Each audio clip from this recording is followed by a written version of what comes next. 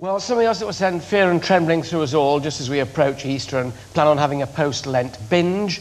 This, again, is in today's Telegraph. Fat tests for all and hard slog if you fail. Everyone between age 40 and 74 will be called to their GP for a fat test and prescribed weight management and exercise if they're overweight. But isn't it great that the NHS has got so much money and no waiting lists and no worries that we can all get measured and weighed and come back every 5 years? This is absolutely ludicrous. My dad would call this a load of old shoemakers, cobblers. But isn't this what GP should be doing anyway? If you're overweight and you go in, that's what they're supposed to say to you and show you how to do that. I just wonder if there's a charge that a GP will get for every test that they do on the overweight and the obese. Oh, you're such a cynic, Carol.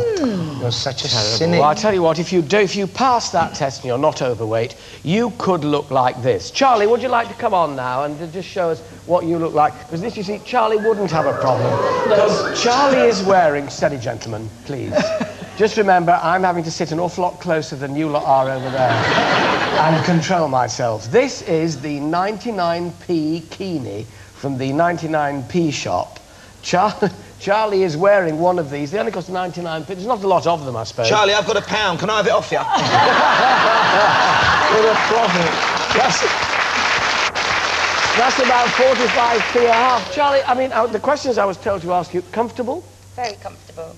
And it sort of meets in all the right places and doesn't It's chafe? absolutely fine. I think it's brilliant for credit crunch times.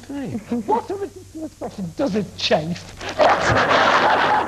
Well, let's try to sound as though I knew about fabric. Not that there's a lot of fabric to know much about, but would you rate it and would you buy it? Yeah, I think it's brilliant for somebody who hasn't got a lot of money. Yeah. Then I think it's quite brilliant for somebody who has got a lot of money, actually. Carol. Do you know what's lovely about that? Because on holidays, your bikinis get mixed up with suntan on. You can chuck that away after a couple of days and use the next one that cost £1. My only worry is what the people who made it were paid. If it cost 99p to buy it. Paul, you... Well, the great thing about it is, and I've seen it with, I mean, my wife, you know, loves the bikinis and wears the swimming costumes, and what's great is when you go to some of the shops that are more reasonably priced, you can actually buy maybe half a dozen at the beginning of the summer and get rid of them at the end of the summer. And one woman who does that, I've noticed, is Colleen McLaughlin. For even my daughter's magazine, she will go to the Matalands, the Primarks, the lower price M&Co shops and buy these bikinis, and at the end of the season, give them away to grateful young men. Well, I'll tell you what, Charlie.